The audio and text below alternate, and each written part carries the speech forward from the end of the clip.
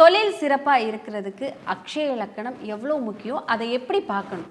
நான் 20 வயசு வந்த உடனே நான் படித்து முடித்த உடனே நான் தொழில் தொடங்கணும் அப்படின்னு நினைக்கிறாங்க. தயவு செய்து அட்லீஸ்ட் இந்த 20 வயசுலேருந்து 30 வயசு வரைக்கும் தொழில் தொடங்கலாம். இப்போ என்னோடய அப்பா ஒரு தொழில் பண்ணார், நான் விவசாயம் பண்ணாங்க, நான் விவசாயம் பண்ணுறேன். எங்கள் அப்பா ஒரு நகைக்கடை வச்சுருந்தாங்க, நான் நகைக்கடையை வந்து அது தொழிலை நான் கன்டினியூ பண்ணுறேன்.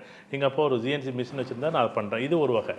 ஆனால் இது இல்லாமல் நான் 21லேருந்து 30 வயது வரைக்குமே நீங்கள் தொழிலே தொடங்காதீங்க, கொஞ்சம் பொறுமையாக இருங்க. என்ன பண்ணணும் அப்படின்னா, இந்த காலகட்டத்தில் எந்த ஏழ்பு இலக்கணம் போனாலும் அவசரப்பட்டு முடிவெடுத்து நீங்கள் தவறாக முடிவெடுத்து 30 வயசுக்குள்ளே எல்லாத்தையும் முடிச்சு வச்சுருப்பீங்க.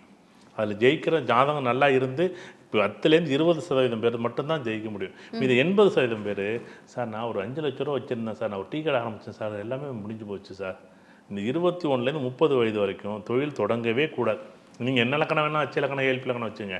நீங்கள் மேஷ இலக்கணம் ரிஷப இலக்கணம் இதெல்லாம் கடகம் சிம்மம் கன்னி துலாம் விருச்சிகம் தனுசு மகரம் கும்பம் மீனம் இந்த 12 இலக்கணத்தில் 21 வயசுலேருந்து 30 வயசு வரைக்கும் தொழில் பண்ணக்கூடாது. ஒன்று.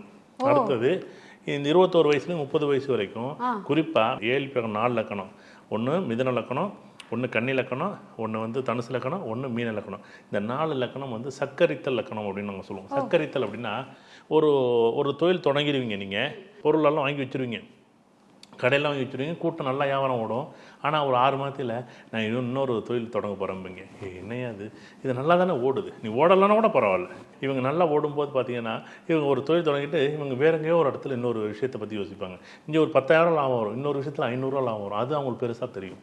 இந்த மிதுனமோ கன்னியோ தனுசோ மீனமோ இந்த 4 இலக்கணமும் மின்பின் முடிவெடுத்தல் எப்படின்னா, நல்லா இப்போ வந்து நான் ஷேர் மார்க்கெட்டில் நான் உதாரணமாக இன்வெஸ்ட் பண்ணுறேன்னு வச்சுங்களேன், நல்லா ஹையாக ரேட்டு போகும்போது நான் வாங்குவேன்.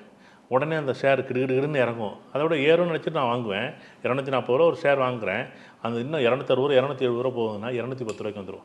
அச்சுச்சோ இது இன்னும் 180 ரூபாய்க்கு வந்துடும், ஃப்ளாஷ் ஆகுங்க. அச்சுச்சோ 210 ரூபாய்க்கு விற்றுருவேன். 30 ரூபா லாஸில் விற்றது பிறகு மறுபடியும் பார்த்தா 280 ரூபாய்க்கு போய் நிற்கும்.